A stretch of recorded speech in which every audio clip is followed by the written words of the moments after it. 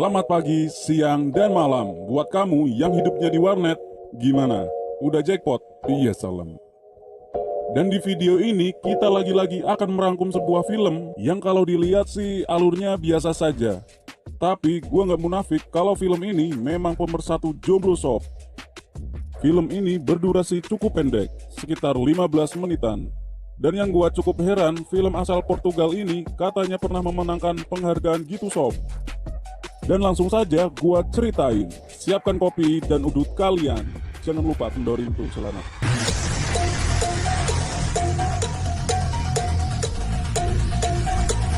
Film diawali penampakan seseorang wanita cantik, putih, nan seksi, sedang melamun memikirkan angsuran kredit HP. Maksudnya sedang melamun entah memikirkan apaan sob. Ya intinya bukan mikirin hutang lah. Oh iya, dia adalah Katarina, anak ABG berusia 16 tahun sob. Dan di scene ini kita diperlihatkan seseorang wanita glosor-glosor di tempat tidurnya dan sesekali dia melamun. Kelihatannya si Katarina ini depresi, sampai-sampai ibunya mengetuk-ngetuk pintu pun dia sampai tak menghiraukan bor. Dan tak tahu kenapa saat dia melihat foto selfie bersama teman-temannya, dia malah menangis sob. Nah, saat dia bercermin melihat wajahnya sendiri, sepertinya ada sesuatu yang dia rencanakan sob. Nah, gua kasih tahu deh, kenapa si Katarina sesedih dan sedepresi ini sob. Ternyata Katarina divonis oleh dokter mengidap penyakit HIV.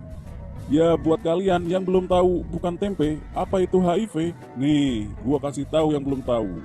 HIV adalah sebuah penyakit mematikan yang menyerang sistem kekebalan tubuh manusia yang penularan virusnya lewat bercocok tanam bebas dan pemakaian jarum suntik yang gak higienis.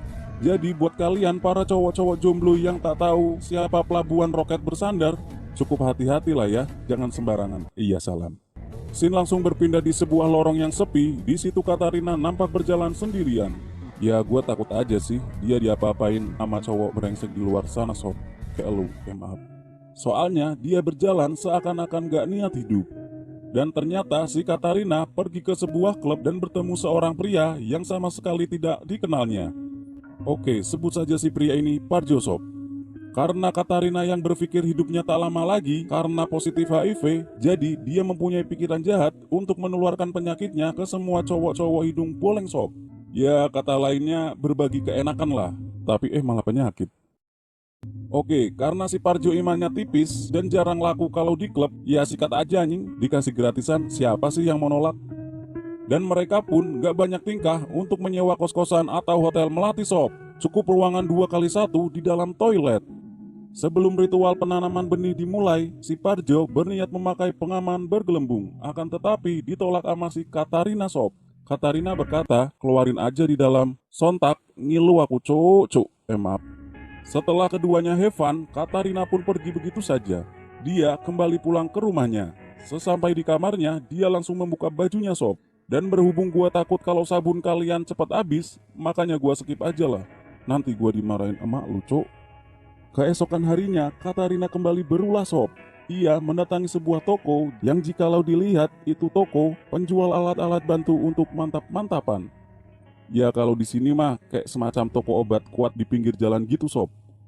Dengan wajah yang menantang, yang sudah siap untuk diterkam kaum hidung boleng, Katarina berjalan langkah demi langkah menelusuri bagian toko itu sob. Dan tak sengaja, ia bertemu om-om tua yang kalau dikasih ikan langsung nyaplok sob. Entah apa yang dipikiran Katarina, akhirnya ia mengajak om-om itu untuk bercocok tanam. Ya walaupun di sana banyak cowok-cowok muda keker yang lebih oke sob. Kita positif aja lah, siapa tahu yang tua itu banyak pengalamannya. Karena si om-om ini merasa ketiban rejeki, udah cantik, muda, seksi, gratis pula, ya jelas om sikat dong ya. Nggak perlu di hotel atau di kos-kosannya Ibu Muji yang galak itu, mereka langsung saja menuju bangunan kosong gitu sob. Dan berhubung waktu dan tempatnya terbatas di bagian outdoor, jadi gayanya ya cuma berdiri sob, anjay. Sebelum memulai, si om-om ini berkata, mau pakai pengaman gak nduk? Katarina menjawab, si om, tancap aja lah, gak usah pakai begituan. Setelah si om-om gendut ini selesai, ya cepet sih, si Katarina langsung pergi saja sob. Bisa dilihat dari ekspresinya, Katarina ini kurang puas lah.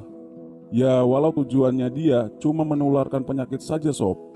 Akhirnya dia kembali ke rumahnya untuk beristirahat dan sedikit rebahan sambil memikirkan siapa target berikutnya. Dan dia pun langsung SMS ke teman lamanya sob. Ya, saling menanyakan kabar sembari mengajak ketemuan. Dan yang diajak ketemuan itu adalah seseorang pasangan suami istri sob. Ya, sebut saja dia Bejo dan Sri.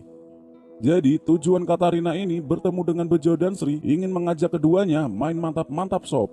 Berbeda dengan yang sudah-sudah, kali ini Katarina mengajak bermainnya dengan formasi 3 orang sob.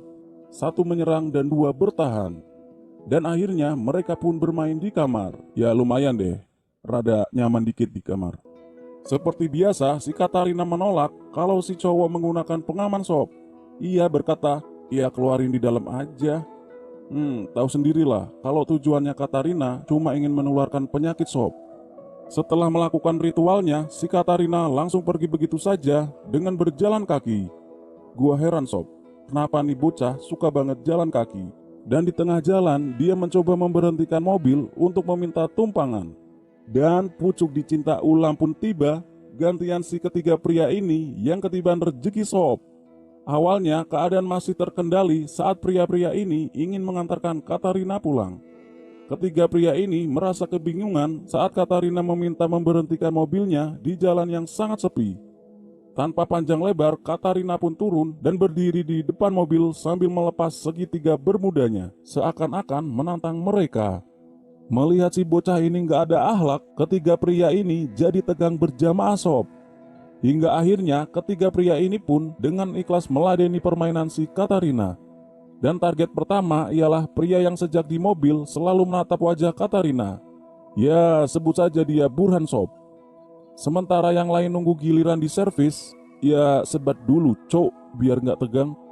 Dan setelah semua mendapat giliran, si Katarina langsung pergi begitu saja tanpa ada salam perpisahan. Ya nguculuk pergi gitu aja lah. Dan sebelum malam berakhir, si Katarina mencoba peruntungannya menyetop mobil lagi sob. Ya mungkin mau nyari korban lagi lah. Merasa tak ada mobil satupun yang berhenti, akhirnya Katarina pun pulang sob. Mungkin udah capek kali dia. Keesokan harinya, di saat Katarina lagi melamun memikirkan korban yang dia dapat semalam, terdengar suara telepon, yang mana panggilan itu dari dokter yang menangani kasus Katarina sob. Dokter ini ingin memberikan kabar yang sangat mengejutkan dan termasuk kabar gembira untuk Katarina, bahwa ternyata laboratorium yang pada saat itu mengalami kekeliruan.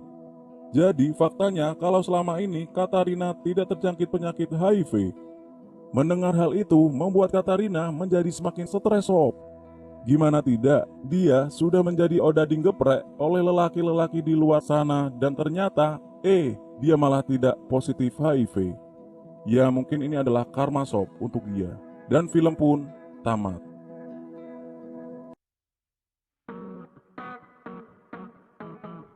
Waduh, film yang bikin tegang sob. Gimana, sabun aman kan?